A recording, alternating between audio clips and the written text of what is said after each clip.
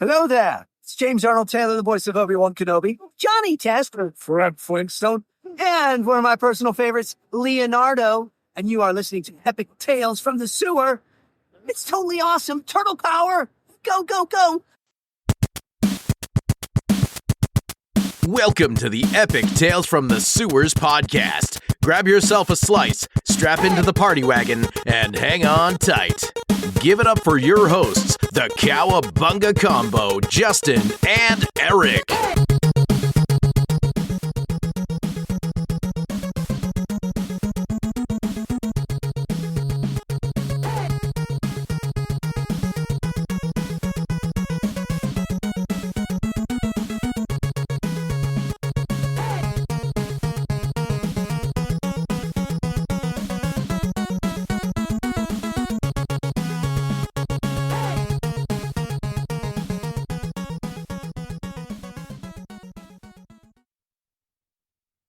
All right, and welcome back to Epic Tales from the Sewers, a very special episode. I am your host, Mr. Justin Cooper. With me is my special co-host, Liddy Waters, the Channel 6 chick. How are you? Doing great. Thanks for having me. Thanks for joining me on this special episode. The epic lady from the sewers herself. Welcome back, Liddy. Thank you. Today's discussion is about the psychology of the Ninja Turtles, so naturally we had to find a worthy guest. Our guest today is a prolific writer and member of the geek-based pop culture movement of psychology, I should say. He has written the 100 Greatest Graphic Novels, Make a Nerdy Living, Kill the Freshman, the Geek Handbook series, and is co-editor of Spider-Man Psychology, Untangling Webs, Mr. Alex Langley. Welcome, Alex. Hello. Glad to be here. Glad to have you. I've got your books handy so I can reference them and all that. And Awesome. you know, we're glad to be talking about the psychology of our four favorite mutated brothers and Same. all that. Yeah. So, as you know, with all heroes, they all have an origin story. I'm going to assume all comic book nerds do as well. So, Alex, would you like to enlighten us, please, what your TMNT origin story is? My TMNT origin story, and this one is going to very specifically date me, is, some of my earliest memories are being like just sitting in front of the TV in my underwear watching Ninja Turtles in the 80s run. Nice. And reading the Archie comics, Ninja Turtles as well. I think those were some of my earliest comics. I think probably either Archie Comics Turtles or probably Power Pack or maybe Spider-Man Easy Reader. Those Lee Simonson might have been my first comics. I loved Power Pack as a kid. But those are all among the first comics I ever bought with my own money. So I was dually introduced to Turtles both through the comics and through the cartoon. The 8. Mm-hmm. And do you remember what cereal you ate while sitting there in your underwear, glued? Yes. So when I was a kid, any psychologists who are going to listen to this are going to immediately go, interesting. When I was a kid, I liked to eat Trix and Fruit Loops, and I liked to eat them one color or fruit shape at a time. Now this, in my case, it wasn't out of any sort of particular tick. I just thought it was fun, and I also wondered, are the grapes? Do they have more of a grape flavor to them? So it was more experimentational than yeah. Were you angry when they changed Trix to be fruit shaped instead of? I was So when I was a kid, like I was first introduced to them as fruit, and then they became the balls, which I found inexplicable. But then I found out from my dad that they had previously been little fruit balls. But then they turned them back to the fruit shapes now. So I guess enough people complained that they decided it was fruit time again. So I find what you said about cereal to be so valid, and I just want to validate you with that because I just did that because my wife had Fruit Loops for dinner. So, listen, cereal is underrated by a lot of grown-ups, but don't sleep on cereal, folks. It is delicious, and you can combine cereal in so many magnificent ways. Cereal milk, too, is a thing. Ooh, cereal milk, yes. Very good. I'm with you on that. All of that sounds good. Throw some almond milk in there for me, as my lactose intolerance is my mutation. So, Yeah. man, that's great. So similar to you, I'm a big fan of the Archie comics and all that. It Mhm. was one of those things where it started out as a direct representation of what the cartoon was, and it turned into something else. And Mhm. it was, oh, well, hey, maybe we should care about the environment, what we're doing, or maybe we should care about like what you're doing to people and that Mhm. sort of thing. And it had its own voice to it. And I still back on my origins similar to yours, like, oh, this was so important to my upbringing. So Mhm. that's Yeah. pretty cool.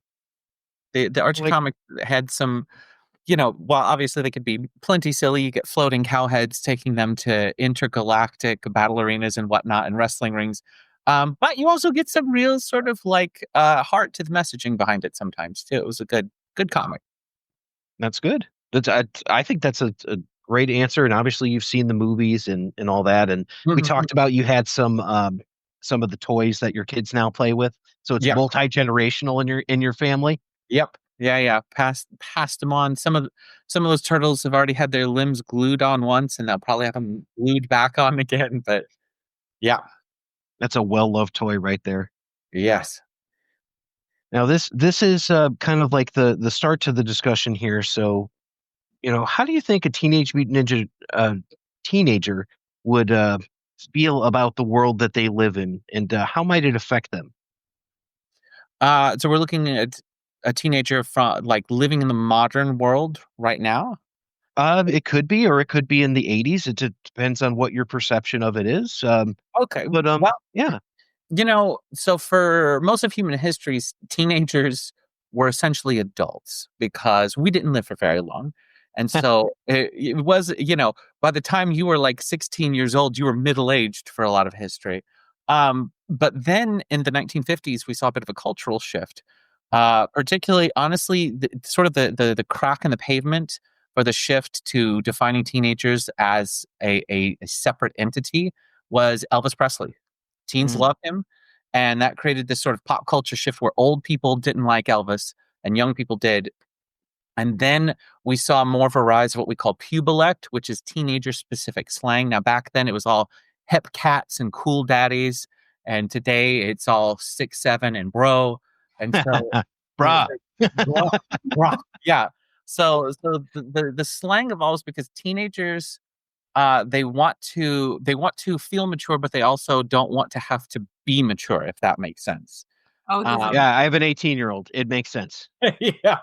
And the pubilect, it's a combination of a bonding element because by teenagers speaking pubilect to each other, it says we're in the know together. We are of this generation. I mean, the same thing for all subsequent generations of teenagers after the 1950s.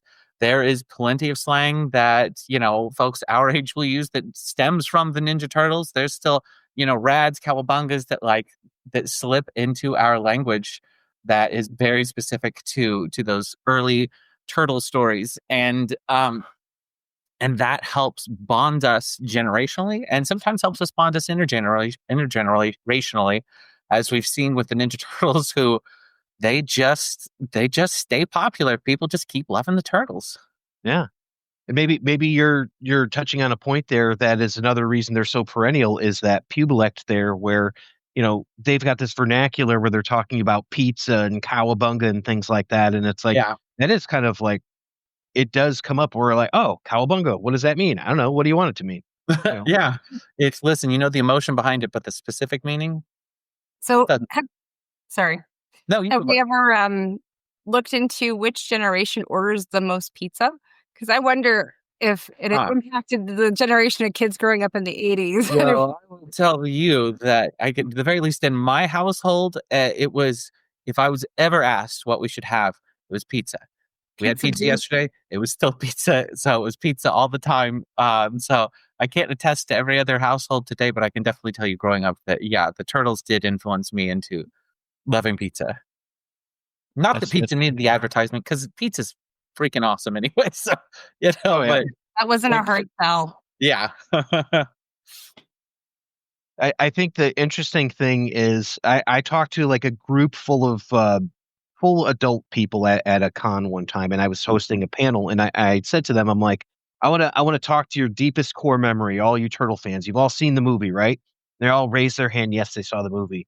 And I want to say, do you remember that Pizza Hut commercial at the beginning of the Ninja? And they all knew it. Everybody starts singing along, and they knew it word for word. Peter, Paul, and Mary song. No one knew that. They just knew that was from the Ninja Turtles VHS. I'm like, you are my people. This is interesting. So, in terms of like a historical context, we've had the Turtles since 1984. They're a product of the 80s. They're a product of the comic books that were in that era, the Frank Miller gritty sort of, Right. you know, Frank Miller's Daredevil, I mean, obviously Daredevil wasn't created by Frank Miller, but, Stan's Daredevil, the Turtles are cheekily, canonically connected to him as well. So yeah, it's interesting. The popularity, the perennial popularity of the Turtles is so interesting, considering that they were created as this sort of parody of superhero comics of the day.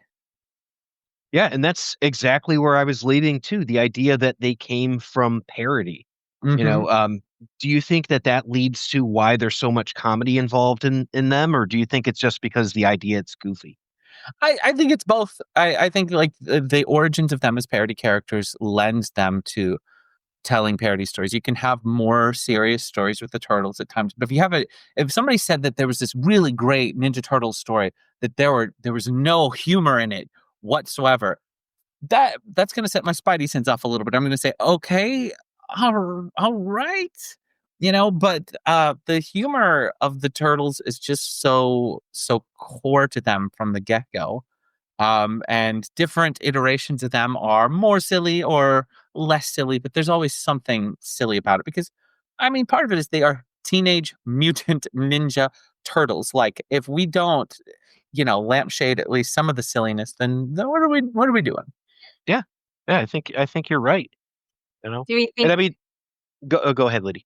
do we think the silliness kind of balances out some of the darkness? Like in there, you have Teenage Mutant Ninja Turtles, and I mean, there's not really anything particularly comedic about ninjas. They're deadly, right? Right. So it's always this interesting balance there. Yes, especially if we look at their earliest, like pre-Archie comics, like original comics run, the tone in those comics is kind of all over the place. If you're used to the more like even-keeled turtle stories of later on, you read some of those early comics and like some of them are very dark, and then others are far sillier and kind of more mature. Makes them sound more mature, but I'll say more older skewed, more adolescent.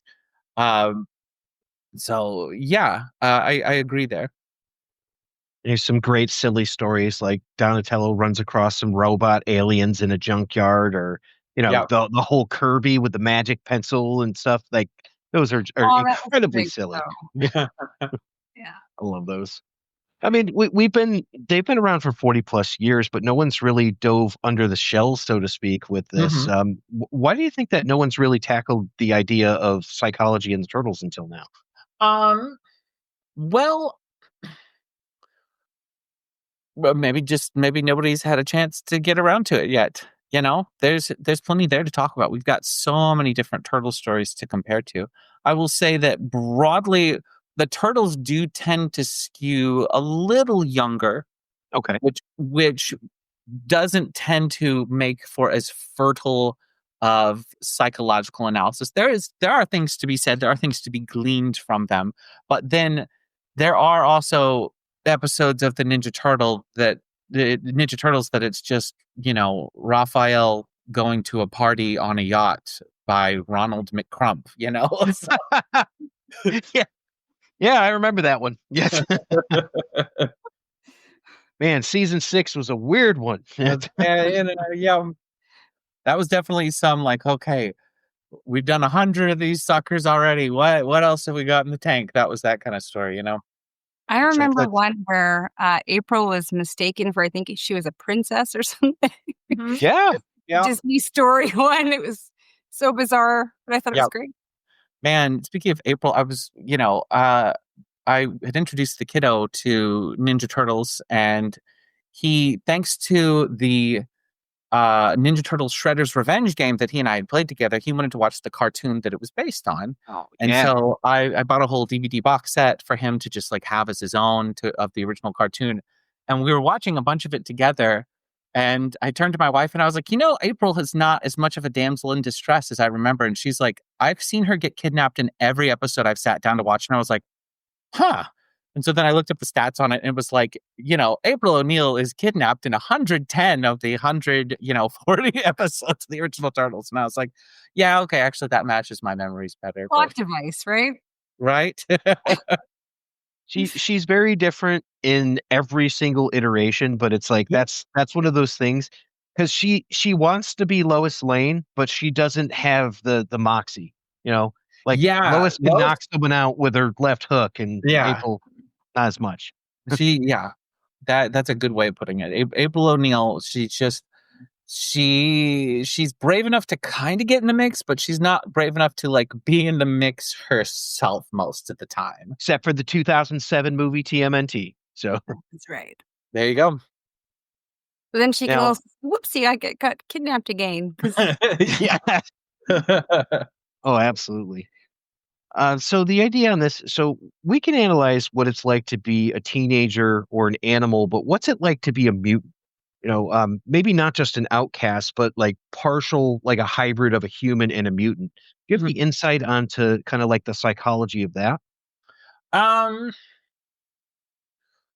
Well, of course, it's all speculative, by the way. So. Yes, of course. The interesting thing about the Ninja Turtles is that with them being these 4 mutant turtle boys who don't cut them no slack, they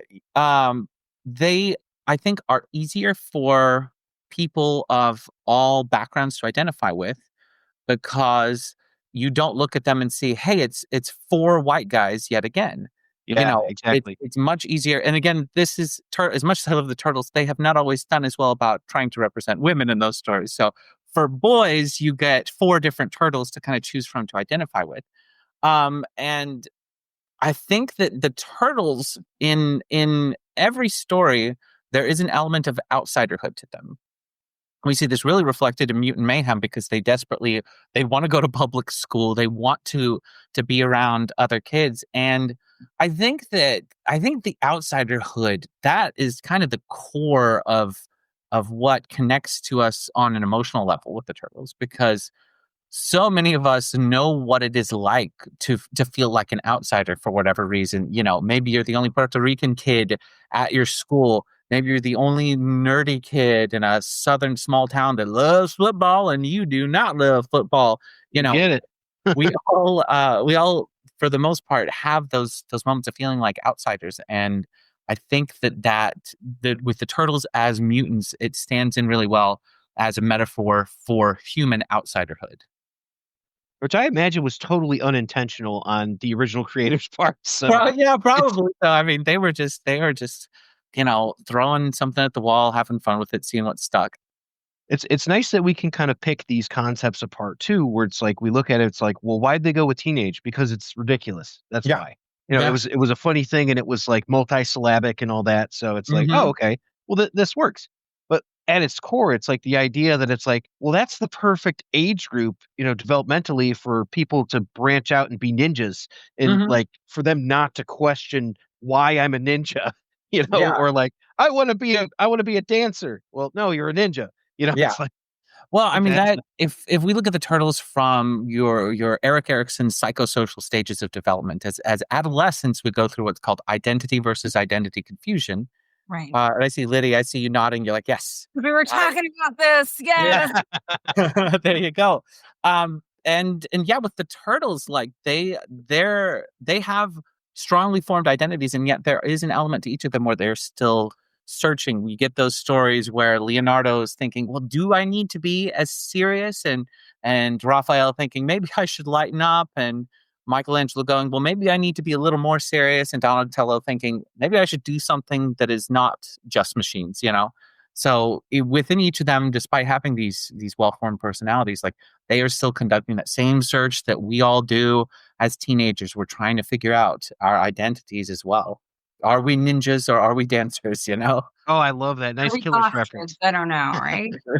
I love that you brought this up because this was something that I really connected to when I first read it in the Batman and Psychology book. Mhm, So the Erickson's psychosocial stages. mhm, Um, it says that from age 6 to puberty, and then is the stage of industry versus inferiority, focusing on competence and skills. uh-huh, Puberty to 18, identity achievement versus role confusion, focusing on developing fidelity and devotion to friends with causes. And I'm going somewhere here.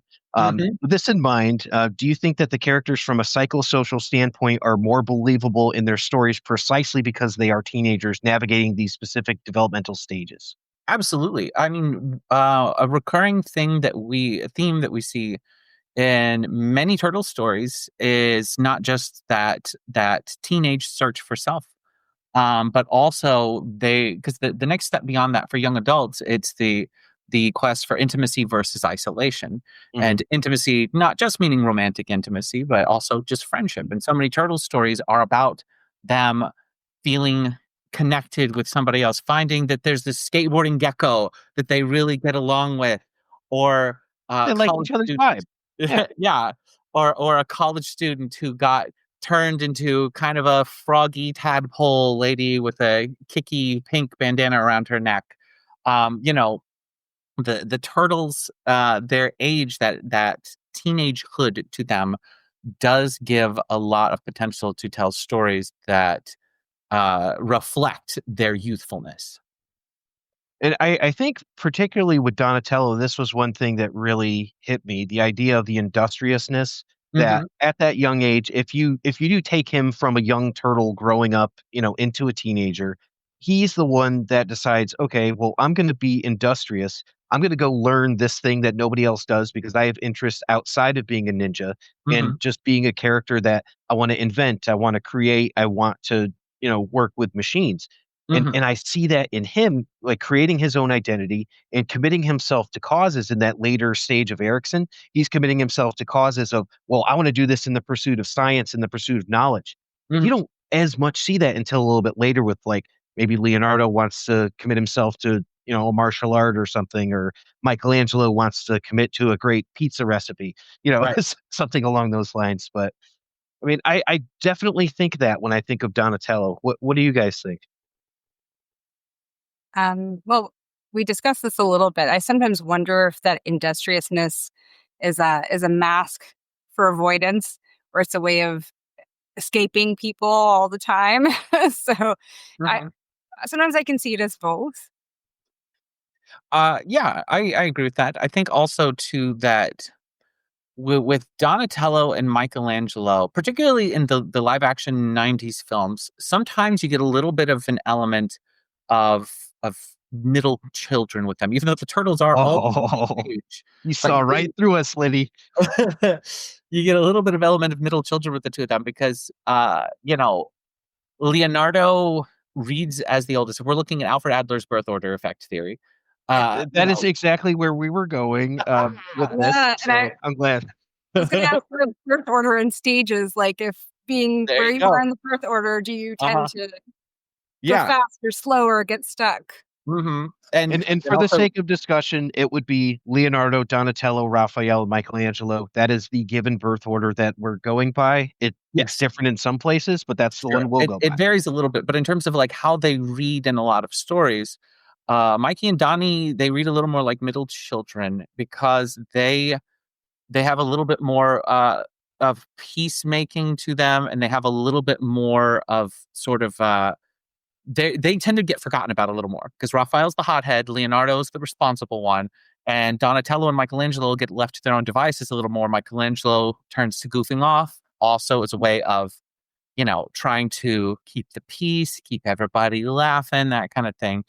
And Donatello tries to make himself useful by making machines that will help everybody, but he also isolates himself to kind of get away from a bit of that as Carl Jung put it, that Sturm und Drang that Raphael is putting out, that stormy adolescent angst that sometimes has a New York accent and sometimes sounds like Rob Paulson. I love And it. I It wonder with Donnie if it's convenient, like, "Oh, it's good when you don't pay attention to me because then I can go do this. Yeah, it lets him kind of sink into his own world and just focus on machines. He's like, okay, they're off doing, they're arguing. Okay, all right, I've got a couple of undivided hours that I can work on these turtle comms. And with Raphael, he has a tendency to take it on the road. When he has his anger, he wants to be isolated away from his family as his possibly a coping mechanism on that. Whereas Yeah. Donatello will do the similar thing, but he'll still be there. He's just off in his lab or off in his workshop. Mhm. He's kind of doing the same thing, but he's not really leaving. Yeah, well, I think in Donatello's case, he still wants to feel connected and he still wants to feel useful. Whereas Raphael, he is rightfully recognizing, I'm too mad, got to get out. I just want to go see critters, you know? And I like the dynamic with Raphael. Like one of the things that hit me again after reading through here was the idea of dethroning the older child. You know, the one who had the closer relationship with the parental figure and all that. And you totally see that with Raphael, which would have made me think that he was the second born. You know, so it's like, oh, that's the tendency. They're going to try to act out, and they have all of these sort of behaviors, like negative, seeking all kinds of risk-taking behaviors, we'll say, which could be positive, but could be negative. Just rewatching Mutant Mayhem. Oh my God, are they negative? Go throwing stars at your brother. You know, so, Validation. Yeah. but that's the type of thing. That's the relationship that gets him like friendship with Casey Jones and all that, because he's out taking risks. He's a giant turtle in a trench coat. You should be able to see right through that. That is a huge risk. You know? Hey, listen, if there's one thing we've learned from many turtle stories, you put a hat and a trench coat on a turtle, and in New York, nobody's going to be looking too close at that. You're going to LaGuardia, right? I didn't know he could do accents. This is even better. So I'm thinking they should cast you in the next whatever they do. There's Raphael, done. If only. That's fantastic. Yeah, I'm glad that we touched on birth order, because I think that's something that's just so prevalent in here with Leonardo, you know, being the oldest in every iteration except for, I think, Rise is the only one. Yeah, I think Rise, they inexplicably I mean, I guess they were, you know, that's the fourth or fifth, you know, cartoon Ninja Turtles. So they were just trying something different, which I can respect. But I think that show got canceled pretty quickly. So I guess it didn't work out too well for them. What's the difference with Raphael? I don't know if you're familiar with it at all with Rise and all that, but with Raphael having the older dynamic in that, does that change things dramatically for us as viewers, do you think? Or are we still kind of sus on it? We're like, you know, it's an odd choice. What little bit I've watched of Rise, it just reads odd. I feel like we'd lose some of who Raphael is by doing that, because you're taking the hothead who of the four turtles, who are naturally heroic, but you're taking the hothead who's more prone to doing the more occasionally selfish thing, and by putting him in this sort of like caregiving role, it makes him a little less Raphael and a little more Wolverine. You know, brother, which is you know, an interesting archetype. But you know, we've had 50 Wolverine movies and 40,000 Wolverine comics. Like that particular type of character is pretty well covered. So I feel like we lose a bit of that essence of Raphael by making him watching out for his brothers as the older brother. Interesting. So what I'm hearing is that there's a good portion of these characters that are tied into their birth order, I would say. Yeah, even though, you know, the birth order does tend to vary in different iterations of the story, and yet the characters still read as if they are born in a specific way. They match kind of the, you know, firstborn, secondborn, etc. children, which again, it also reflects the fact that Adler's theory, which is interesting and does have some scientific merit to it, is also hews a little more on the philosophical side of psychology, because with psychology, you know, we've got a heady brew of philosophy and science mixed together, and so his is a little more philosophical than scientifically merited.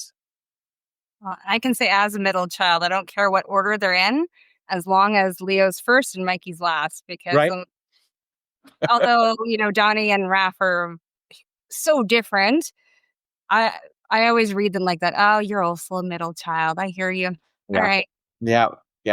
Liddy had an interesting observation about how Raphael and Donatello very rarely seem to interact in most everything. And I was like, wow, I wonder if that's because they are the middle children. Mm. They have the least That- to say to each other. Yeah, that's true. I mean, of the kind of natural turtle pairings, like you get Mikey and Donnie, you get Leo and Raph butting heads a lot, but then the Raph Donatello thing, that's a good point. That's a real like Ginger and Mr. Howell kind of thing where Oh, it's like, wow, do yeah. these two characters interact? You know? That's why I ate my twin in the womb. There couldn't be two of us. Hey, you're twice as wasn't a powerful twin. now. It's just a bad joke. I always say that. Like, there can only be one middle child, and when you have to, there are two, it's like the other one doesn't notice Right. their middle child. Yeah. I just wanted to be part of this because I do a Mr. Howe lovey, and I think most of my listeners are too young to understand the Gilligan's Island's reference. Gilligan Yeah. was your main man. Yes. That's fantastic. Do we think in terms of nature versus nurture that there's that the idea that the turtles were mutated but raised by a rat possibly impacted their development?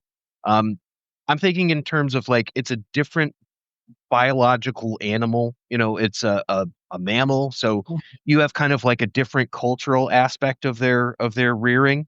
Mm-hmm.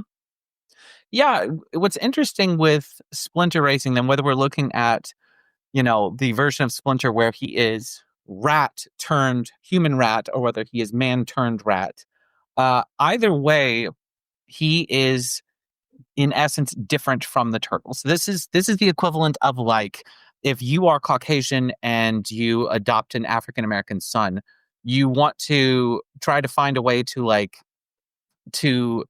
let your son connect with the culture that is their genetic legacy. You also want them to connect with the culture that is your specific legacy as well. We definitely see Splinter doing his best with that. There's not a lot of, in his case, there's not a lot of pet shop turtle culture that he can sort of try to pass on to the boys, but he is definitely passing on his own, particularly if we're looking at him as Hamato Yoshi, man turned rat. I mean, he is passing on ninjutsu. He's passing on a lot of Japanese philosophy to them. And so he is trying to instill in them, he's trying to nurture in them these things that are important to him. As far as nature versus nurture, that's an interesting question because I don't know of any sort of long form turtle story where they weren't raised by Splinter, but that would be interesting to see somebody's take on what the turtles would have been like had they not been raised by him. There's one story that I can think of, which is still they're raised by Splinter, but then they were indoctrinated by the Foot Clan. It's called Deviations. You can listen to it on Epic Tales from the Sewers, season 2. So, right. But yeah, it's a great book, and it has the turtles and their hunting Splinter, and their sensei is Shredder. So. It's a very dark tale. It's pretty cool. It sounds like it. Yeah, I'm not as familiar with that one, but yeah, that sounds dark. And how does That's the only one I can think of. Talking. Sorry, I have lags in my internet. I'm so sorry for interrupting.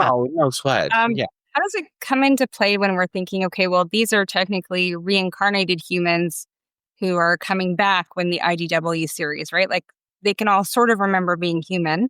They all had the same culture. Do you think it's more of a shock, hundreds of years later to remember being human, but now you are a turtle and you do have that dissimilarity from your father who used to be the same, but now he's a rat? Yeah, that's the kind of story that definitely steps outside of any sort of easy real world psychology parallel because it's not, I too remember when I was hundreds of years ago, I was a cat, but that does create in them a bit more of a memory of their previous culture. Like to draw another comic book parallel, let's look at Superman versus Supergirl. Superman, arrives at Earth as a baby. Supergirl arrives as a teenager / young woman, and she has memory of Krypton. So she has some, knowledge of Kryptonian culture and feelings of loss of the life that she thought she could have lived on Krypton. Whereas Clark Kent has no such memories of that. And that is sort of the same equivalency to if we're looking at reincarnated turtles who remember once being men long ago, then they do have some of those feelings of loss for a culture that they had previous connection to. And I suppose, actually, I take that back about a real world connection. If we wanted to find a real world parallel, I would say the closest that immediately comes to mind might be like people who have to flee their home country and they have to move somewhere else that is very distinctly different culturally. And they're going to feel a sense of loss for the culture that they're not able to be as fully ensconced in. I mean, they may still have their own cultural practices that they're able to maintain at home, but if you're surrounded by people who don't share the same culture, then it's going to lead to additional feelings of isolation and just, in general, just be kind of tough. Like an emotional refugee, or? Mm-hmm. Yeah. You would have that feeling of being an emotional refugee for sure. TM. I'll second that motion. And I don't know if this has really been gone into, like, more so with Wolverine, who you were talking about earlier, but the idea of like mutants representing both humans and animals and having characteristics of both. How would the animal psychological development versus human affect the turtles' development? And what are the potential conflicts between inherent animal instincts and learned human consciousness or morality? And we can dive into any piece of that, or all of it, or none of it. So okay. Well, the turtles are broadly, they're not very turtly. Yeah. You know, they may love being a turtle and they may use their shells here and there, but for the most part, they lack a lot of turtle characteristics. Yeah, I agree. And so they are far more teenage person than they are teenage turtle, I would say. Interesting. Yeah. And I mean, there's certain aspects that I always wonder about, like the biology, and we won't know until next year when the biology book of the Ninja Turtles is released. So, yeah. But I mean, from all perspectives, they seem to be warm-blooded. They seem to have 4-chambered hearts, so they can jump and do flips and things like that, as opposed to a reptile. And they don't go into stasis. Yeah. I was about to say, at no point have I ever seen a turtle story where they say, well, the old body temperature is dropping down, time to go into torpor, and hope I warm up in some sunlight or I'm going to die. Yeah, Raph still goes out, even if it's cold in his jacket. So it doesn't matter. Don't they lament a few times that they only have 3 digits, so it's hard to play instruments? That is true. I guess the only thing. Their fingers would be the thing that makes them most reflect on their turtlehood. That and being able to breathe underwater at times where they're in a story that remembers they can breathe underwater. Because their butts. The NES Ninja Turtles game certainly didn't remember in that damn level. So you had to bring up psychological issues for the rest of the listeners. Thank you. Yeah. Some of us become psychologists because we want to help people. Some of us become psychologists because the damn level traumatized us so much. Oh, the trauma from the NES game. This is delightful. That's so crazy. I love that you mentioned that. Oh man, that's fantastic. Let's see. Defense mechanisms in terms of being a turtle. Their primary defense is to retreat into their shell. As you mentioned, they don't really have that ability. Sometimes they do, sometimes they don't. God, I love being a turtle in the movie. Right. You know, I mean, the idea of having a shell is something that's explored in the new IDW series, where Donatello gets his shell crushed, you know, and then he becomes particularly vulnerable. And in Rise Again, he has a metal covering over his shell because he's a soft shell, like a leatherback turtle. You know, is there anything from a stage of like vulnerability, or maybe, I don't know what the opposite of that term would be for turtles, that would be in regards to their shell? Well, as far as defense mechanisms go, you know, obviously the shell makes for a physical defense mechanism, but as you said, you know, it doesn't come up that much. But then as far as behavioral defense mechanisms, if we're looking at your sort of like classic psychoanalytical defense mechanisms, Michelangelo's obviously, he's the first that comes to mind through humor, which is arguably the healthiest defense mechanism. I mean, there are there are those among us, and I gesture towards myself, who maybe overrely on humor in situations where maybe being a little more serious would be better. But humor is by and large an extremely healthy defense mechanism. It soothes the person using it as a defense mechanism. It soothes people around them. It can get you some great jobs. It's just a very productive, very healthy defense mechanism. Says Um, the co-editor of Spider-Man Psychology. This Darn right. I would say with Raphael, we see a bit more of regression because they are teenagers, but they are older teenagers. And there are times where his moodiness and his lack of communication definitely feel a bit regressed to where he is not as emotionally mature as the other fellas. And so we see a bit more of that from him. With Leonardo, with him being the responsible one, I think his defense mechanism just tends to be to throw himself under responsibility. I will also say that there's a little bit of projection with him because Leonardo is less prone to recognizing poor decisions that he might be making. You know, he'd be the one to saying, "Hey, you guys, I know we were all doing this stupid thing, but you guys need to stop it."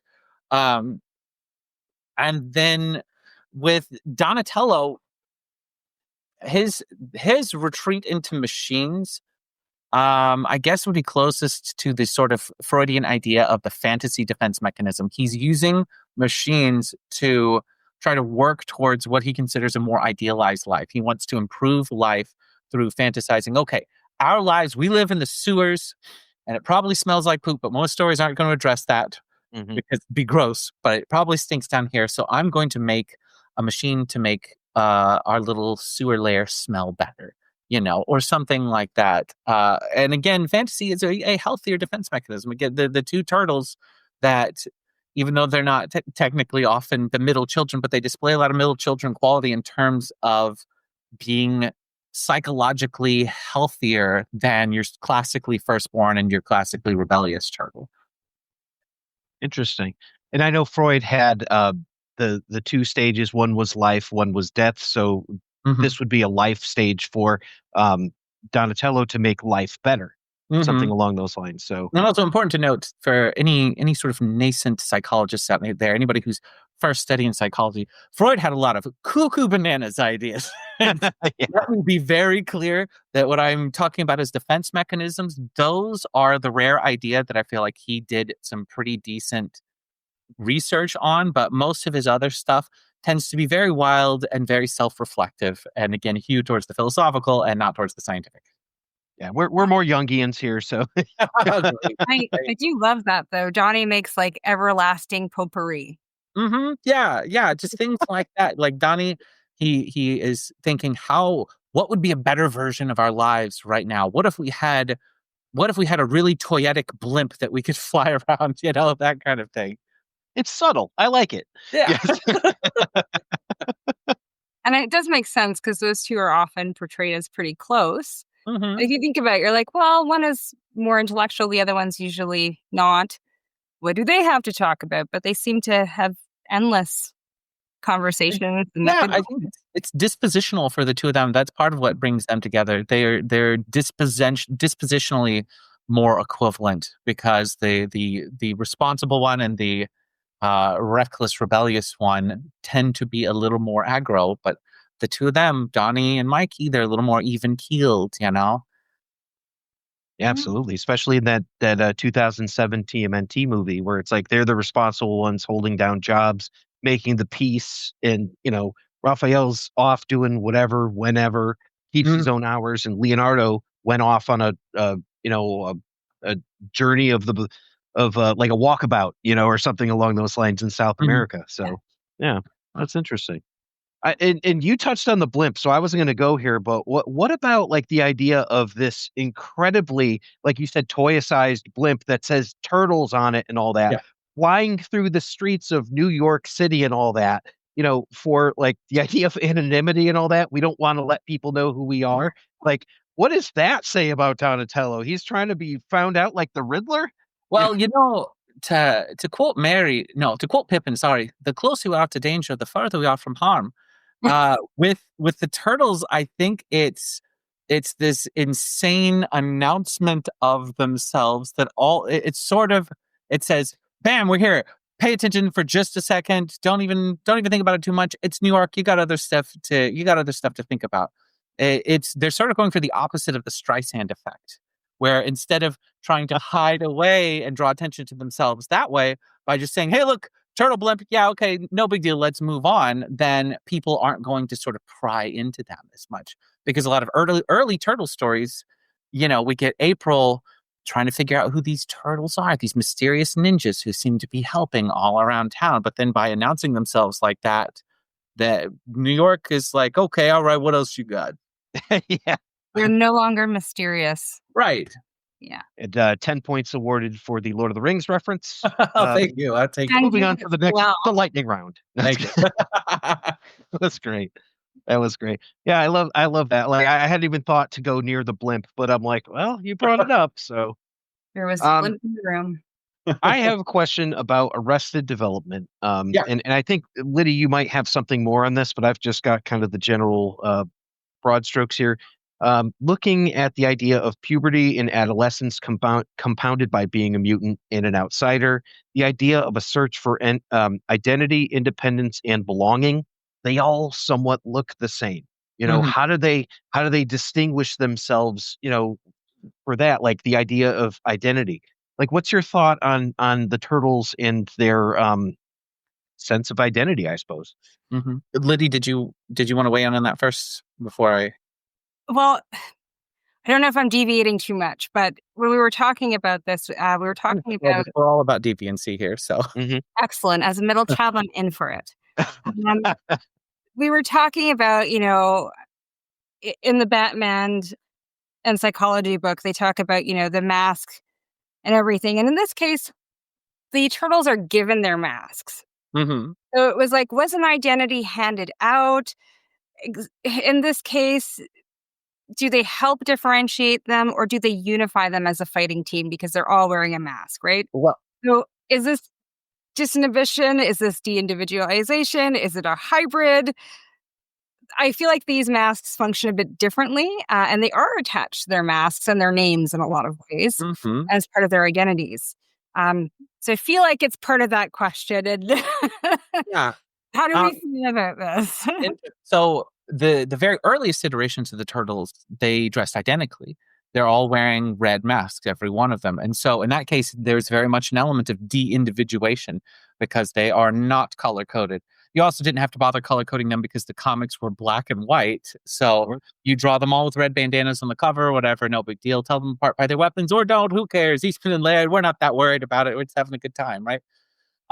So in their case, I would say for those early stories, it is de-individuation first and foremost. It's trying to say you were all unified as brothers, as ninja brothers. Oh, okay. And in all subsequent stories, they are color-coded. Part of this is practical. Parents of twins can tell their twins apart most of the time, but even they're going to get mixed up on occasion. And you want to make sure that you don't mix. Oh, we named this one Billy Lee and this one Jimmy Lee, and okay, I'm not sure which one is which, so we'll just have to roll the dice and hope we get it correct. So I think some of it is just practical. Splitter wanted to be like, I want to tell these boys apart, so let's color code them. But it is interesting because, yeah, they ultimately, in most iterations, they do look pretty much the same. We get some variations here and there. Sometimes their skin tone varies a little from each other. Sometimes their builds vary a bit. Rise the Ninja Turtles, their builds are very, very, very varied from each other.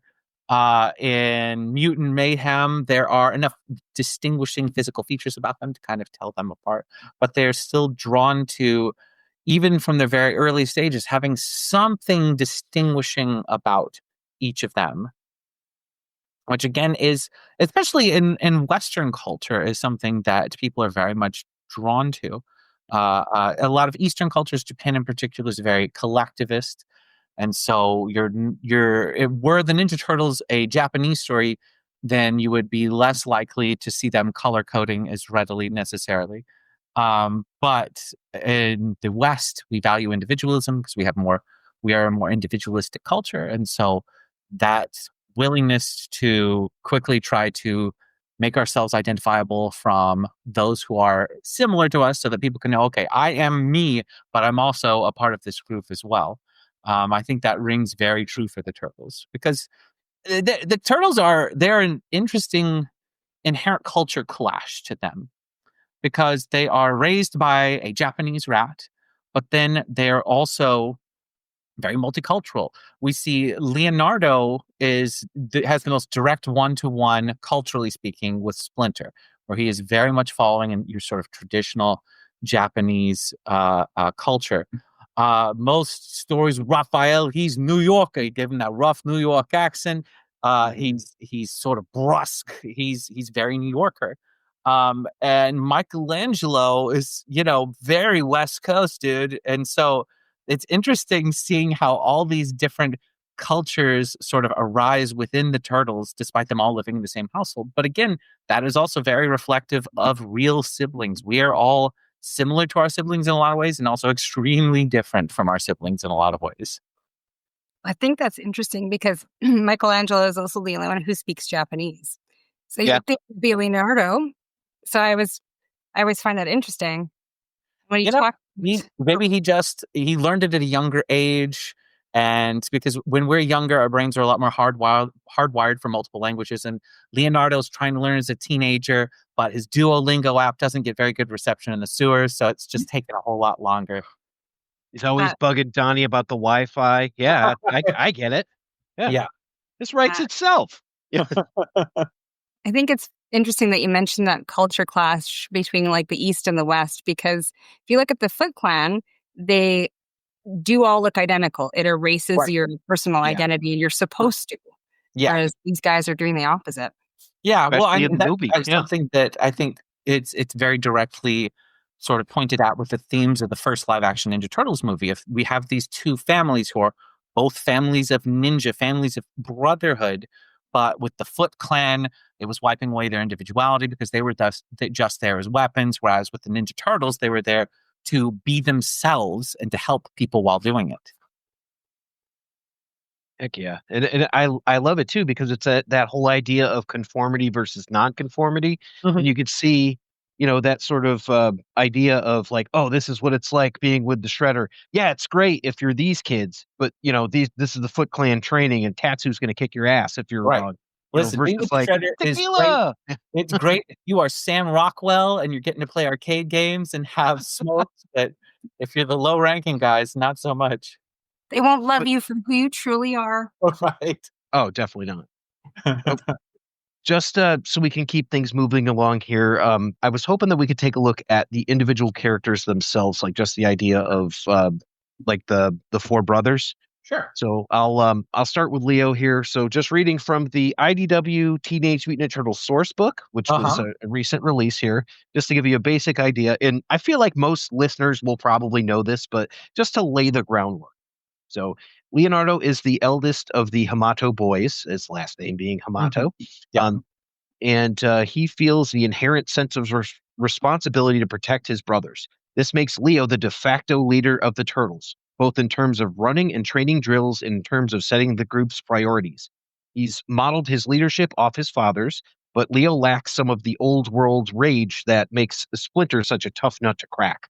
Mm-hmm. So just we know Leo is about discipline. He is heavy into concept like honor, traditionalism, things of that nature. He does take a lot on his shoulder. And I think that he really pushes to kind of get the best out of his brothers. And they certainly don't make it easy for him. Yeah. What's your take on Leonardo?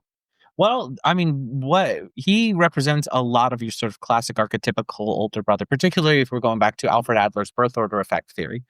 The older siblings will often take on additional responsibility, especially in single parent households like the Turtles.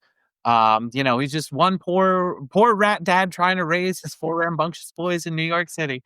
And so, Leonardo is taking on some of those extra responsibilities, as is typical. And his younger brothers don't always appreciate it, which is, again, always it can be typical. You will have older siblings who have to act as second parents and younger siblings who do kind of resent them for it because they're like, hey, you're my sibling, not my mom or dad. Yeah. They're having to fill in that gap a bit. And so, yeah, it's very true to life there. I was wondering about something, and I wasn't sure if it was identity foreclosure or what it might be labeled as, but the idea that they're dragged into this fight of revenge from Splinter against the Foot Clan at Mhm. such a young age that they don't really have a choice in it, and Mhm. it's something where I thought that was pretty fascinating because it's like they're too young to make the decision of if this is the right choice, and yet they're being trained as soldiers by their father. Yeah. Well, Well, I mean, that's reflective of kind of the real struggle I think that we all go through as parents, where we want our kids to place importance on things that we also place importance upon, while at the same time encouraging them to be their own people. And it's a difficult balance to try to strike. You impart wisdom, you impart thoughts of the future onto them, and in this case, you impart a grudge with a clan of ninjas or maybe ninja robots onto your boys because you feel that it's very important. And so it just again really it reflects the real struggles of parenthood. yeah, and then later on, in the comics, it gets to a head when he actually goes against Splinter and breaks off on his own, and it's like, wow, we didn't really see that coming. Hmm. I find Leo to be such a fascinating character. He's always been my favorite. So I don't know where you fall on the Leo spectrum, but So I will say, growing up, Leo was always my favorite. But as an adult with some reflection, I've realized that I am perhaps a bit more of a party dude. So, so I think as much as I will always love Leo. I think ultimately I think I'm a bit more Michelangelo. so he's kind of an Aragorn figure, right? If we're gonna go back to the Lord of the Rings Yeah. parallel. Hmm. That, Definitely. that actually makes me go back to a question I had just circled. So when I think about Leo, he was never my favorite, although I greatly admire him. Mhm. Um, I've been since I know Justin, I've been a lot kinder to Leo. So, and I was actually wondering about when we talk about the eldest sibling and we're talking about this role that he plays, it seems to come at the cost of a lot of personal freedom. And I was wondering if there was anything we could discuss about the loneliness of command, especially in this case, too. He's inheriting something that wasn't even his making. It's not his beef, Mhm. but he's still got to stand for it, right? Well, I will draw from my experience as an older sibling that it's tough to be the one forging ahead because you don't have people who are looking out for you. The Leonardo doesn't quite, I mean, his brothers have got his back, but they just don't have that same sense of responsibility that he does, and so they're not able to look out for him in quite the same way that he looks out for them. And again, that is true for the eldest siblings. If you were the first sibling going to high school, you've got to figure all that out on your own. And if there are kids who are bullying you, you're not going to have an older brother who's going to show up and say, "Knock it off." You don't have that advantage. And yeah. And I liked in the Spider-Man psychology book the portion specifically about Miles Morales. It was talking about Mhm. adultification, and I Yes. think tying into that the idea of the single parent household and all that, which I had not even considered until you said it. And like, yeah, you're right, because their mom is either like a ghost that passed away, or they don't have one because Right. they're just turtles. So it's like, well, they clearly have a biological mom, but they don't have like a nurturing mother character besides like when April comes into it. So Right. yes, April plays a varied and complex role with them of, friend, playmate, mom, big sister, she covers the gamut depending on the stories. yeah, That's interesting. interesting too, because I think Leo, correct me if I'm wrong, Leo is the only one who remembers Tang Shen in great detail. In the IDW stories, absolutely. Like Yes. she is such a fixture of him, and she actually pulls him out of like a psychological trauma that he has. Yeah, so accurate. I wonder if perhaps also some of what we're talking about with Leo is part of the reason that he and Shredder's daughter Karai will often have a bit of an extra connection as Mhm. well. With Karai, I think Karai is an only child. But with only child, you also get some of that elements of uh, of eldest children with them, and so I think that is maybe why we see so many stories that will pair the two of them together as recognizing something kindred in one another. Oh yeah, she's that type of character that is the only child that like would kill her parents to get ahead and things like that. So Right. she's an incredible like that's a whole episode to itself. Trust me. Yeah. We did, right, lady? So We did, and I would love to open that can of worms again. talk about a compelling character. Thank you to Eric Burnham and Matea Santaluco for their Mhm, mhm. depth and Tom Waltz on that one. But that's yeah, I mean, Leo is, what the closest thing that I could think to like a modern samurai where he's got these different traditional values that he looks to bring to everybody and does take all of that on himself, and I find him fascinating. So yeah. Same. We'll move on here. I'm going to move on to our purple fellow Donatello. Mhm, On here, we're going to just think that he is the second born. So Donatello is the brains of the operation, with a mind perpetually tilted towards skepticism. He has a hard time accepting some of the more supernatural elements of his family's adventure and their existence, like reincarnation. Donnie's insistence on voicing his skepticism caused a rift between him and Leonardo when he was slow to accept that they were really reincarnated. But Donnie will always let facts and data drive his decision making and determine his beliefs. Even if it means diverting resources away from fighting the Foot Clan to address a threat he alone identifies as more urgent, i.e., Krang's Technodrome. mhm, So we've got kind of a conflict in the IDW comic series between Donatello and Leonardo that is traditionally more Raphael and mhm, Leonardo, but mhm, these guys kind of compete on that end too. But I think some of these core ideas about Donatello that he is the smartest one, he's a gifted child, that mhm. things like that. I think they're perennial across all the versions of them. Well, and again, we're talking siblings here, so we're going to bring up Adler a number of times. But Adler referred to second children as often trying to develop skills and abilities that the other kids don't have, Mm. and that's very much the case here with Donatello because he works to hone his intellect. I mean, some versions of Donatello, he also is wearing glasses from a very young age. And so I Oh, yeah. guess he's like, well, the glasses are a little bit limiting in combat, but maybe I can make up for that in other ways. He's He's also kind of the like only Ray and Egon mixed together too from the Ghostbusters. Hmm. Yeah. Um, he definitely more socially aware than Egon, but yes, for sure. Yeah, so with Donatello, we touched on some things. The idea of him, when we talked about the Ericksons earlier, Hmm. developing that love for machines and sort of the avoidance techniques that he have there. What Hmm. about skepticism? That goes back, I guess, to the Ericksons part where there's the early trust is formed in age 6 to puberty and such. Is Hmm. that a trust issue, that the whole idea of skepticism, or is it something different? Skepticism is going to vary a bit as to the source. For because you can have skepticism that comes from an unhealthy place and skepticism that comes from a healthy place. Your sort of Panglossian, Descartesian methods of doubt and belief. With some people, skepticism is a disbelief. I mean, that really, to again connect it to Erickson, traces all the way back to infancy with trust versus mistrust. Do I live in a world that is going to look out for me and I can trust that my needs will be taken care of? Or do I mistrust that the world is looking out for me? Now, that doesn't generally seem to be the case with Donatello. He's got, Leonardo's always looking out for him. Splinter has always done his best to be a good rat dad. And so his skepticism is very much more of a philosophical, intellectual Mm. skepticism of him trying to define the world he lives in with his intellect, whereas some of his other brothers are more content to kind of define it in other ways, or, in the case of Michelangelo or Raphael, just not worry about it as much.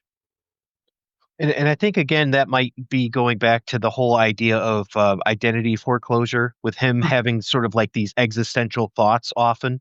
And I mean Mhm. that has led into some pretty interesting stories where him like creating a world killing giant shark, that's like destroying time and reality. And it's like, oh, he did that. Then he had to travel back in time.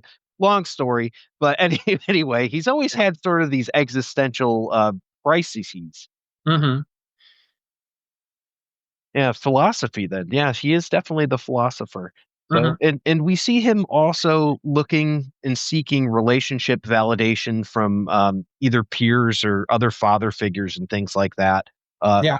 Harold is one of them. Harold Elijah is another famous inventor. Baxter Stockman at some point, Yep. things like that.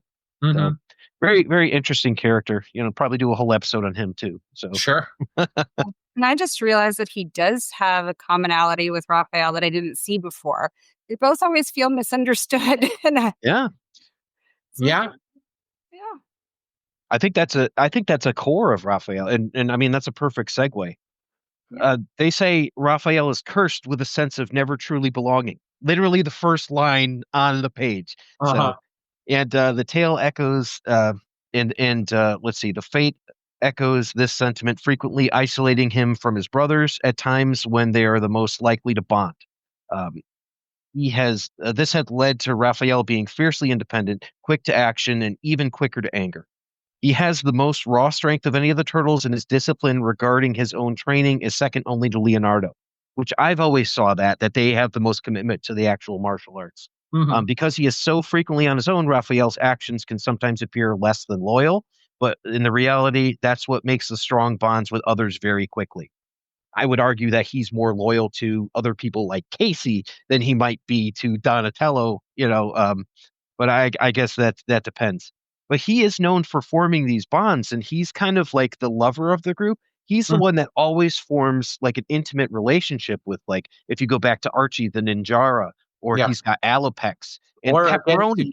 to reference the Mona Lisa episode of Yes. the whole cartoon that I was talking about earlier, that it was him and Mona Lisa in that episode.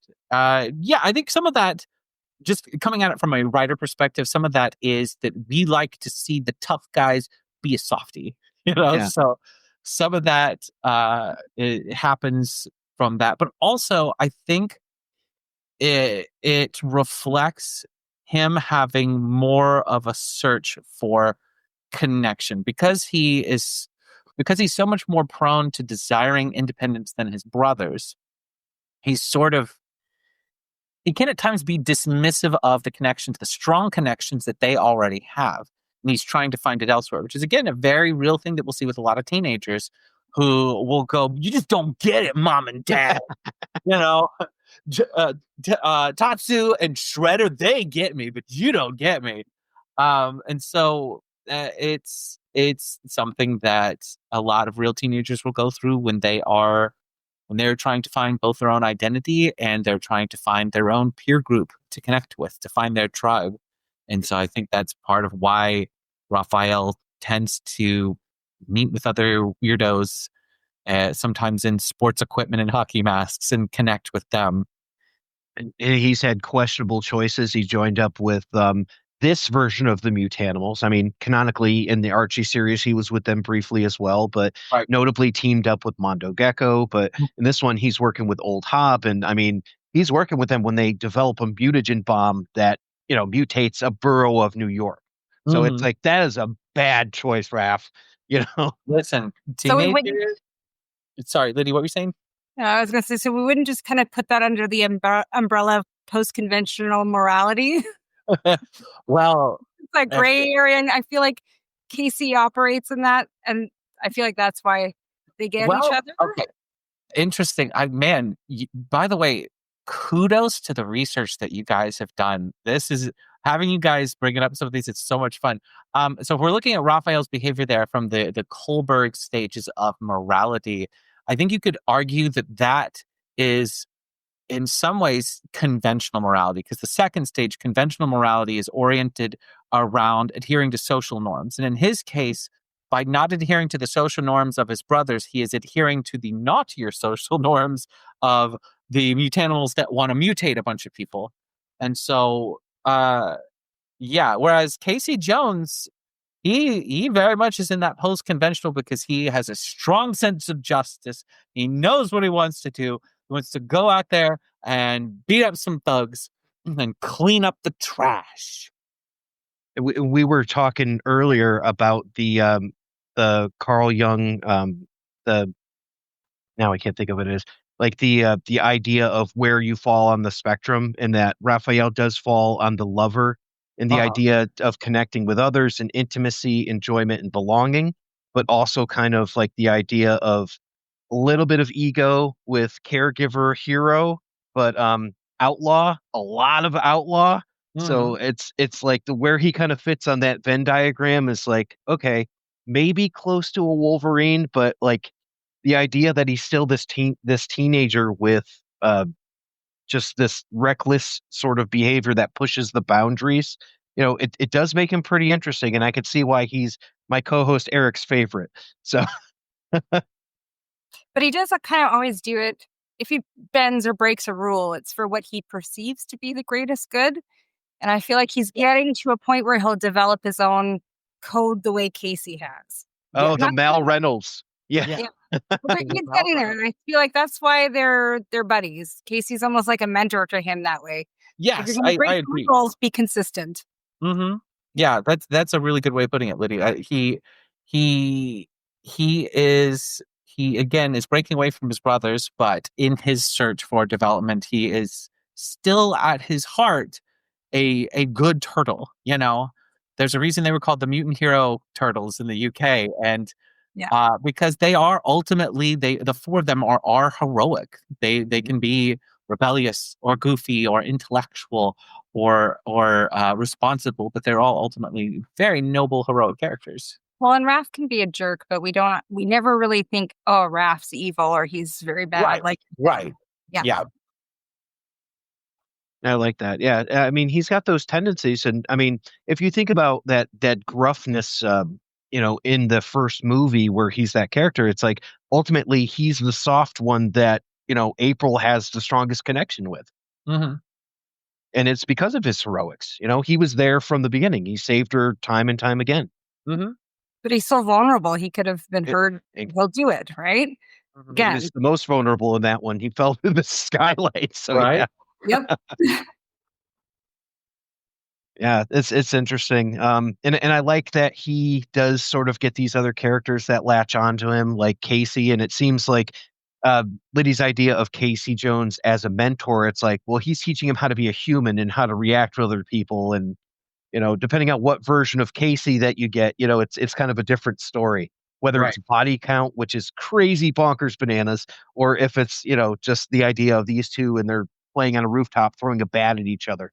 Craziness. Yeah, I mean, Casey still does provide an external model to Raphael, because April O'Neil can't give the turtles the full sort of like one-to-one life model that they are looking for, because April is ultimately a reporter, whereas they are crime fighters, and Casey Jones is also a crime fighter. He's also a human being, but as a human who fights crime, it serves as just a little bit of a touchstone for Raphael for a culture that he recognizes and a culture that maybe he wants to be a little more part of. And I think we'd be remiss if we didn't talk about his anger and all of that too. That's something that in the IDW series they say is kind of very present in his father. Hamato Yoshi had a big temper and all that. With this, I mean, is this just a character trait, or is this at all indicative of his birth order or something along those lines of development? Like, do you have any insight as to his anger? Well, I will say, biologically speaking, that impulse control and hot-temperedness is an extremely heritable personality trait. If you come from a family of hot-headed people, then you yourself are more likely to be hot-headed. Modeling the behavior too. Yeah. I mean, in the case of the turtles, though, there's no biological component there, but there is a cultural component. So you've got, in the stories that you're talking about, you've got Hamato Yoshi is more of a hothead, and maybe Raphael is inherently, let's say, 5% more of a hothead than his brothers. But he's brought up in an environment where he sees that models for him, and his brothers don't connect with that in the same way. So he would be more likely to do some of that observational learning to repeat those behaviors and repeat some of those maladaptive behaviors, because he has that small bit of connection with it that the other guys don't.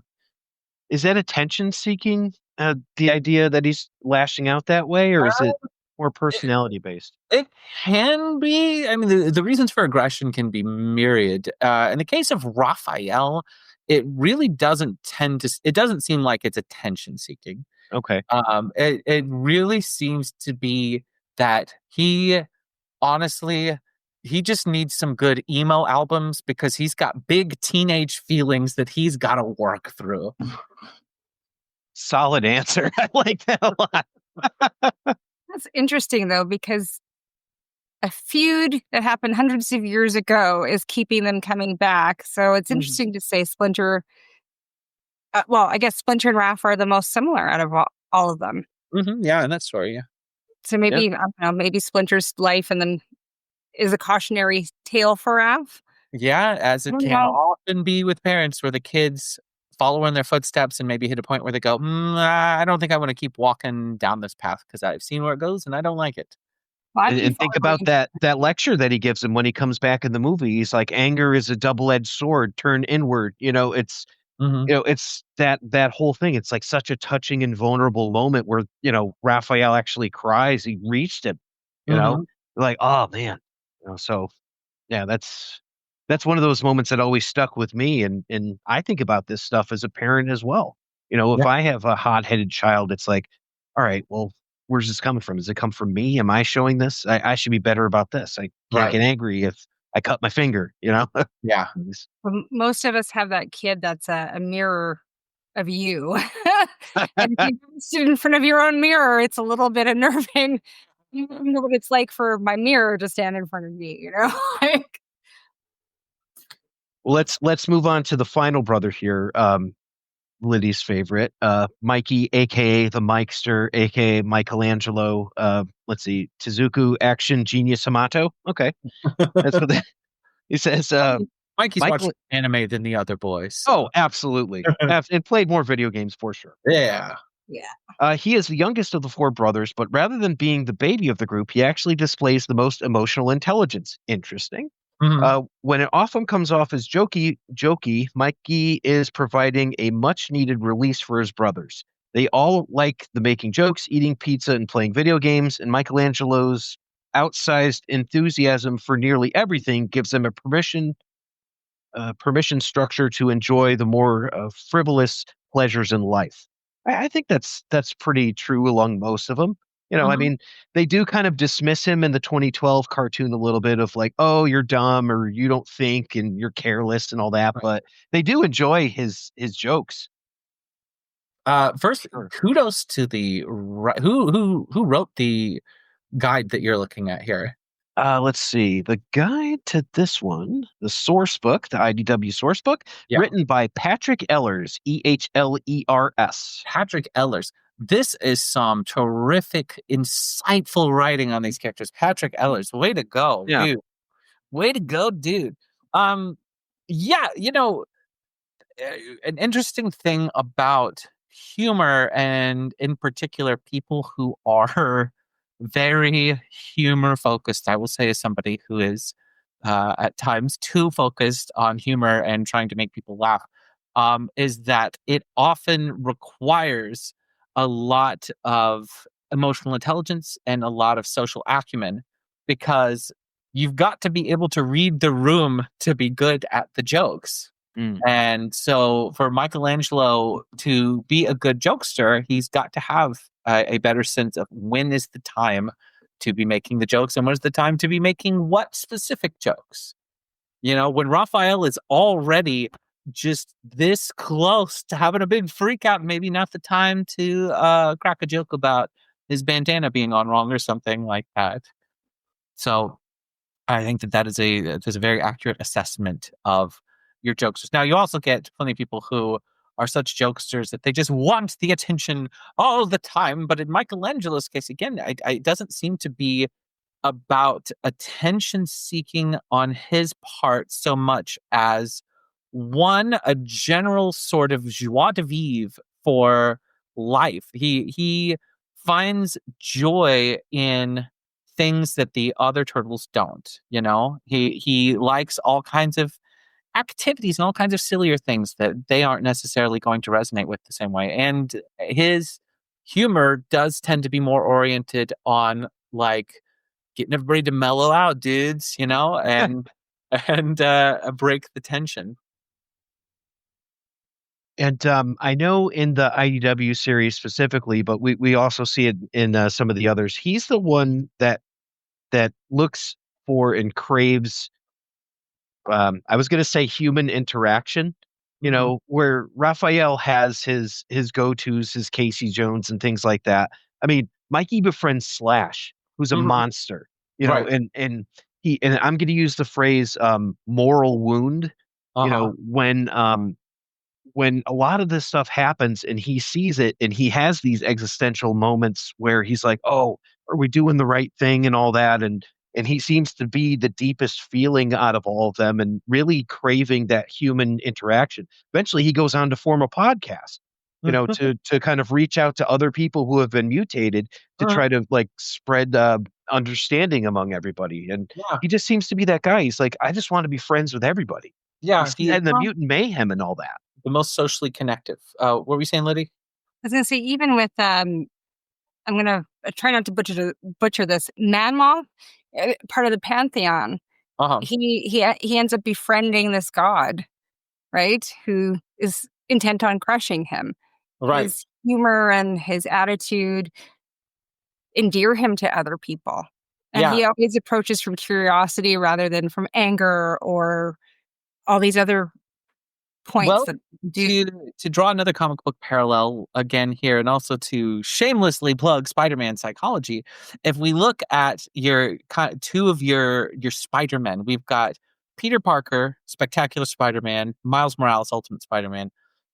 Michelangelo and Miles Morales have more in common in that, for one, they both speak varying levels of Spanish. Miles obviously is fully fluent in Spanish, whereas Michelangelo has a smattering of Spanish to him. But they are the more socially affiliative because they don't have some of the issues that, in the case of Peter Parker, Pete had a much, much harder life. And so even though Peter Parker is incredibly noble and incredibly heroic, there is still a little bit of him that remembers being that kid who was bullied. And so, you know what? Sometimes, he does like making fun of the villains, and he does like making them feel stupid. And there are times where maybe Doc Ock is saying, let's work together on this, and he'll slap his hand aside, and Doc Ock is like, I'll never forget this. And so in that sense, that draws the parallel between Peter Parker's Spectacular Spider-Man to more like Raphael or Leonardo, where the burdens of responsibility or the burdens of just having a little bit more of a hair trigger make it harder for them to connect with other people the same way. But Michelangelo, Miles Morales, they're both more socially affiliative. Miles will befriend villains if he can before fighting them in the same way that Michelangelo will more often try to talk it out, dude. So he uses his words. I love it. Yeah. There's that wildness to him as well, where it's like he's got the nunchucks and he's swinging that around. It's a fluid thing, and they're meant for harvesting wheat. It's like it's just by instant, that they ended up being like a weapon of war or anything along those lines. So it's the most kinetic of the turtle weapons. Because they are in motion constantly in order to be useful. And so for a guy who's a little bit more on the move, a little bit more experiential, that it makes sense that he kind of has this weapon that reflects that movement to him. Maybe Splinter gave them to him because he was such a fidgety kid or something. It's like, calm down, sit down, Here, just work on this. It's his ancient Japanese fidget spinners that he gave. Exactly. I like that. You're the Mikey fan, Liddy. Do you have any thoughts on Mikey? I do, actually. We were talking a little bit about this before, but when we're talking about Leo, and this is a single parent family, and Leo is the only one who really remembers his mom. But I wonder sometimes with Michelangelo if he tries to embody the parent they lost. Like here, he's embodying like security and belonging, and he often tries to unite his brothers. Like he'll pull out, hot dogs over a fire, and Yeah. everybody's going to migrate there. He knows what jokes to bring them in close. And I Mhm. wonder if I don't want to say he's fulfilling the mother's role, because not only moms do this, but Right. be like, stop fighting, you guys. Come on. Yeah. Let's I talk think it out. Let's have a the joke. cooking the pizza, because he's more prone to cooking pizzas too. That's an Yeah. interesting point. Yeah, that gives him a little bit to go to the Jungian archetypes that you guys were referencing earlier. It gives him a little bit more of a mother archetype in that sense of that he is there to be more of a caregiver, both with humor and also with food. Yeah, very Yeah. very well put, I think. And then we also see it with whatever reiteration of a stray cat we have, whether it's Ice Cream Kitty or anything else. Right. Plunk. He's Yeah. the only one who has a pet, and he actually will like worry about it, take care of it, and so, Nurturing side. Yes. yeah, I think that's something we don't always talk about with him.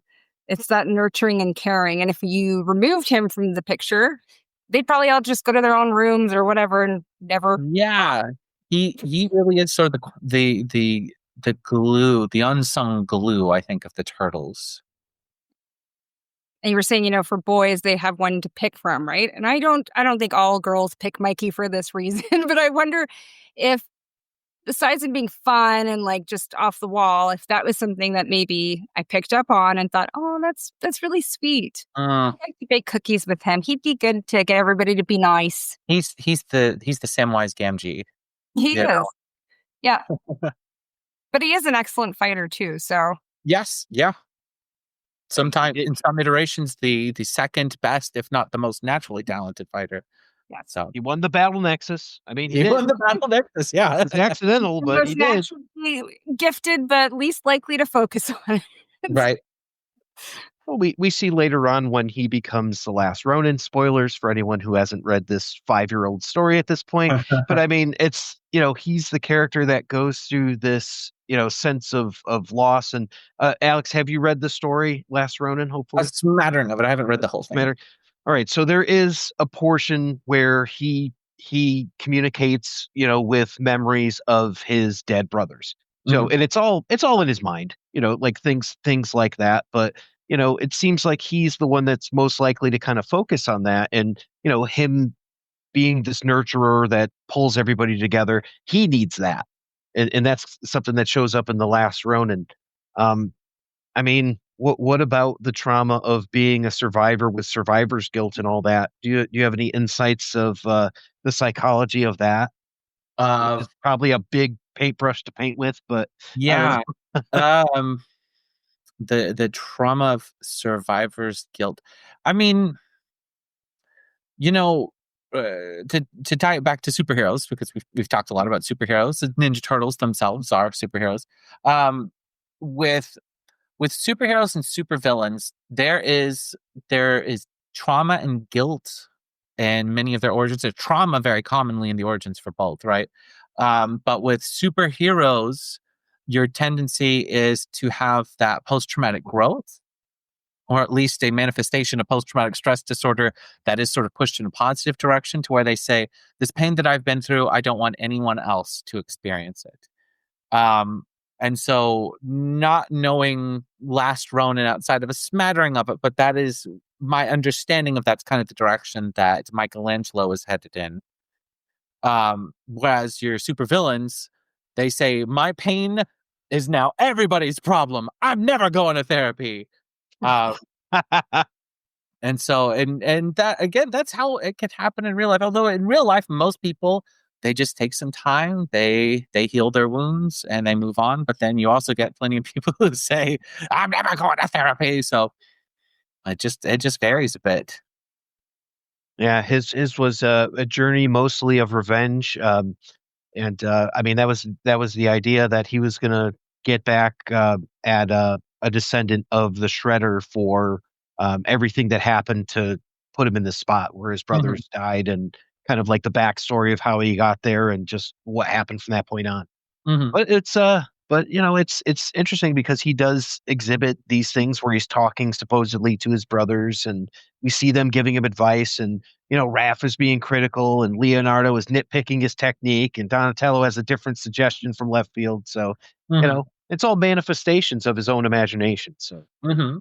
And I think there's a sense that if he doesn't complete this, they're going to come back again. Like it's on him now to break the cycle. yeah, Mhm. in that sense that he owes them something too. So yeah. Mhm. Which is a Um, common sentiment with people with survivor's guilt, feeling like they owe something to those they survived. I mean, in the recent smash hit French JRPG Expedition 33, which is all about death and dying, there's an expression that the characters will often say, what they'll say, for those who came before and those who came after. And I feel like that's very applicable here and also in real life to people who, we all lose loved ones at some point, and we want to do our best to live lives in ways that both honor those who brought us up, those who came before, and that will leave a positive legacy for those who come after.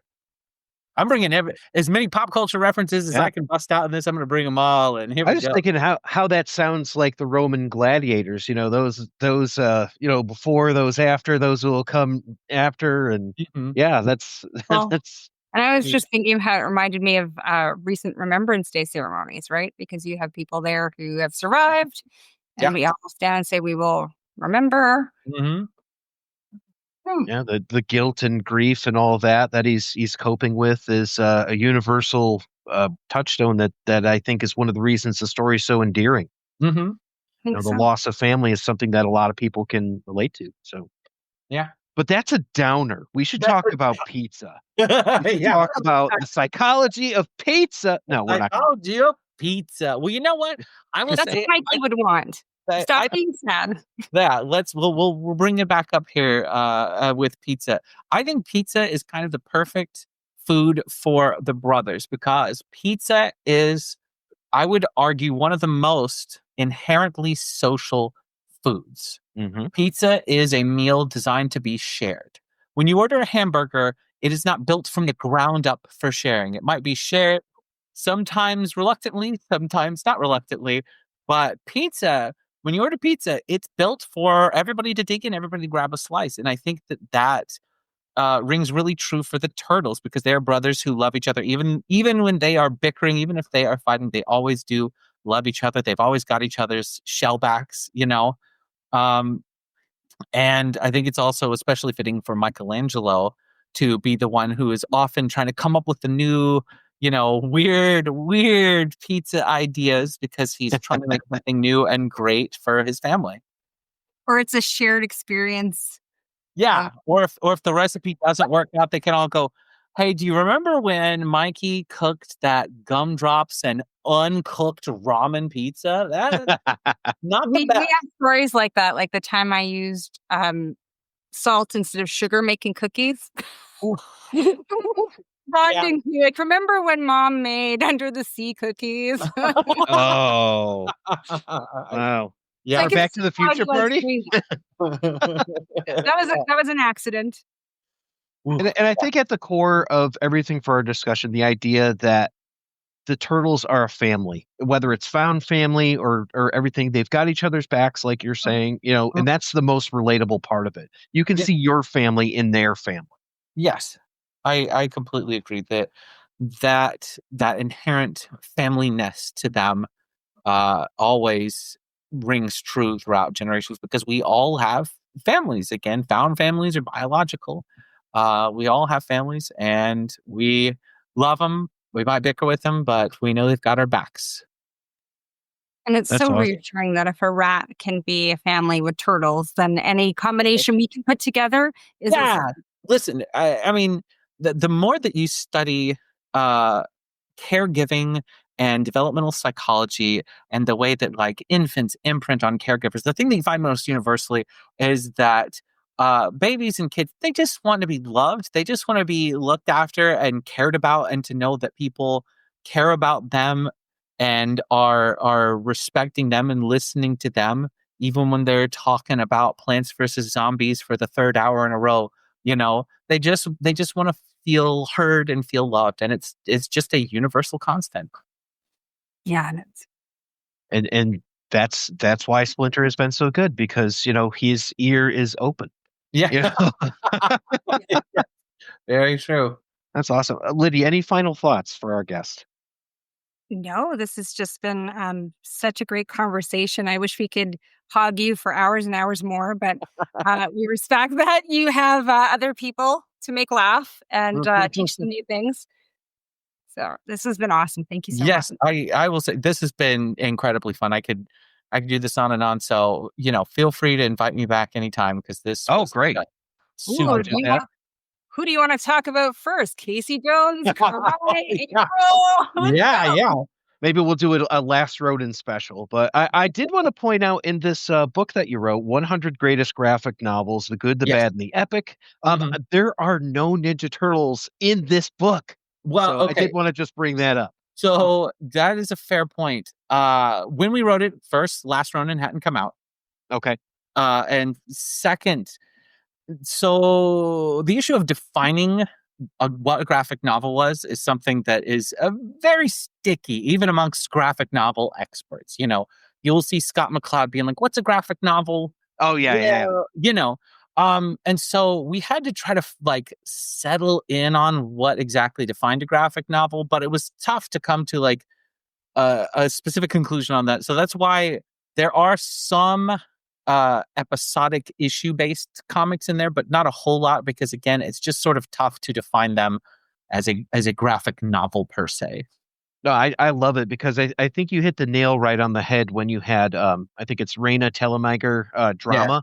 And I'm like, oh my God, my kids read this. Like absolutely. Yeah. Raina Telgemeier, she is so good at telling these stories which really resonate with the awkward teens and all of us. Yeah. And I'm like, yeah, spot on. And some of this, I knew Mouse was going to show up, obviously it's perfect. It's a perfect one to put on here. But then there's some other, it's like, oh, wow, Junji Ito. I didn't, so yeah, I really enjoyed this. I've got and I think I have so many of these.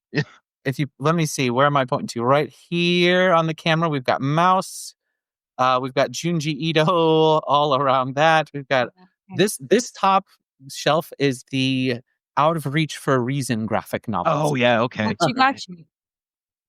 Yeah. Some weird Alan Moore books up there. Okay. No, not that weird. Not that weird of Alan Moore books, but yeah. That's awesome.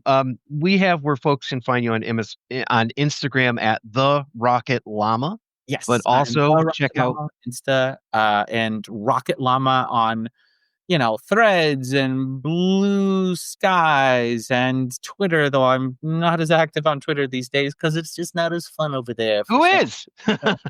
Yeah. Well, we've got your books, other books to look out for. Make a Nerdy Living, 100 Greatest Graphic Novels, as mentioned, the Geek Handbook series on there, and Kill the Freshman, which is a graphic novel that you wrote. Yes, yes, indeed. Check that out. You just gave me a Christmas list because people yeah. want it. So I'm like, wow, that book's so sad and alone on its bookshelf. Yeah, Kill the Freshman is my graphic novel about being a teenager and that feeling of being a freshman in high school and how overwhelming it is because you're there and you're 14 years old and there's a bunch of 18-year-olds who seem like gods to you because they can drive and they've been having sex and all kinds of stuff that was crazy to you as a 14-year-old. But only in the case of Kill the Freshman, I thought, what if we had a high school where all of the upperclassmen, instead of just feeling like superpowered gods, what if they were superpowered gods? And so that the core of the story is trying to navigate a high school where your literal survival is based on your social acumen. Oh, wow. Yeah. No, that sounds awesome. So thank you. I'll be checking that out. Yeah, do you have any projects coming up? We're doing a sequel to Kill the Freshman, which the sophomore. Yeah. Well, it's still the same year. We were going to do Kill the Sophomore, but that may be down the line. But for right now, it's just the second half of the first year. But me and my boy Marco Woodlore, previously Marco Head, now Marco Woodlore, we are working on part 2, and it is slow but steady going. Other than that, I've got a few other things under wraps that I can't mention yet. I can also, actually, I'm not sure if I can talk about that either. I will say that I might have something Buffy the Vampire Slayer related in the coming months. I see, Lydia. I see you dancing And on we are here for it. All right. We'll let you keep it secret, keep it safe, and won't ask you anymore. Yeah. All right. I want to thank my my wonderful co-host Lydia Waters for joining us, and I want to thank our guest Alex Langley. Be sure to tune in for the pizza recipe, which will probably involve potatoes based on our conversation. But I want to thank you both for joining us on Epic Tales from the Sewers, and we'll catch all you listeners after the pizza recipe. It's pizza time. And now, in a segment that we call Pizza Time, where we discuss any Teenage Mutant Ninja Turtle or pizza-related food, I give you Pizza Time.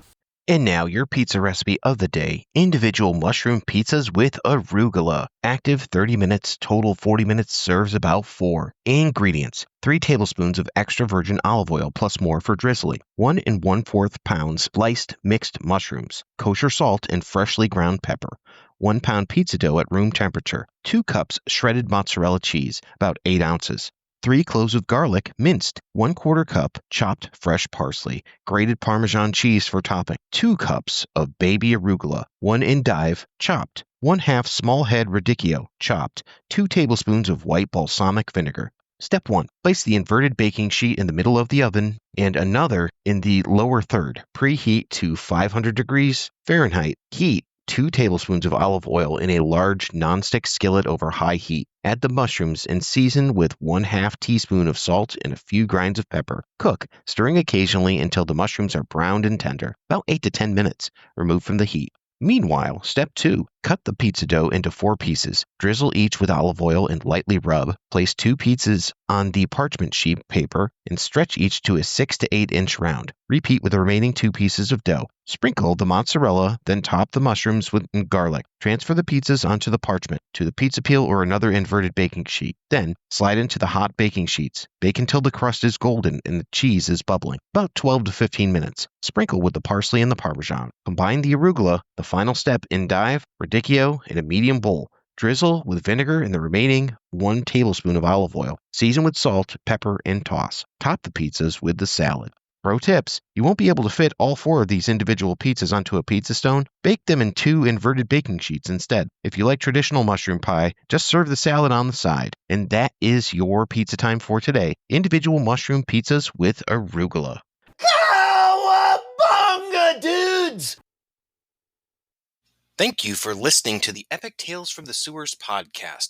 The Teenage Mutant Ninja Turtles were created by Kevin Eastman and Peter Laird. This podcast has no affiliation with Eastman, Laird, Mirage Studios, IDW Studios, Archie Comics, or Nickelodeon Studios. This podcast is a member of the Dorkening Podcast Network. Check out thedorkening.com for other podcasts. Epic Tales from the Sewers is recorded by Justin Cooper and Eric Will.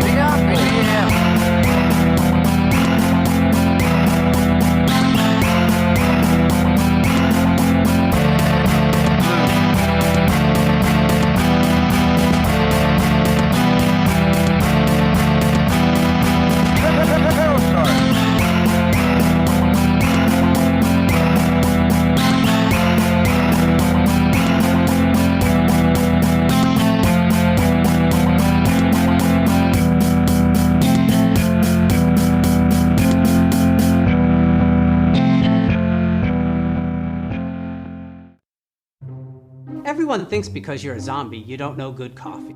Well, they're wrong. We have very active lifestyles. It's not all wandering the countryside aimlessly or scaring passing motorists. And we all love a good cup of joe. And there's only one brew that gets my seal of approval.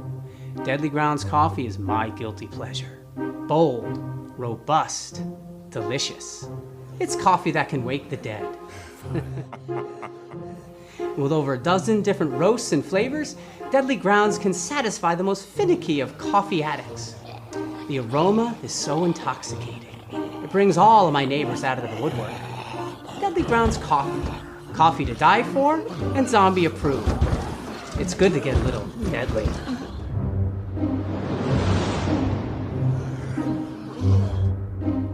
Use the front door! Oh, they're so disgusting. Greetings and shabibans. We are the Retro Reductibus Cephala Podcast, a long-form bi-weekly show that celebrates all the things that made growing up awesome. Well, that sounds good, but I don't know what all those words mean. I think what Parasite Steve's trying to say is that on Retro Reductibus, we explore a range of retro goodness, from toys, video games, and movies, to cartoons, and even snacks and school lunches. Oh. And we do it all with a positive spin, a slew of killer guests, and some very adult language. And you know what else is cool? No. This crazy show is part of the Your King Podcast Network with new episodes every Tentacle Tuesday. What's that? And if waiting 2 weeks for a new episode gives you a sad, know that we drop bonus episodes all the time, like the off-format Crow's Nest and an interview series we call The Brig. You can listen to Retro Reductibus on Apple Podcasts, Spotify, Stitcher, or any app that's cool enough to carry the only show that celebrates all the things that make growing up awesome. It took me 10 years to make the perfect man cave. And then we took it over, and we made it into the multiversal chamber. Then I started my own podcast. And we took that over too. And we're the co-hosts, the Multiverse Kids. Yeah, and I'm the dad, the geeky dad. And every week, we what? We review the movies, shows, and books, games, and toys. Yeah, and sometimes we even have a special guest. So, join us every week on the Geeky Dad Podcast.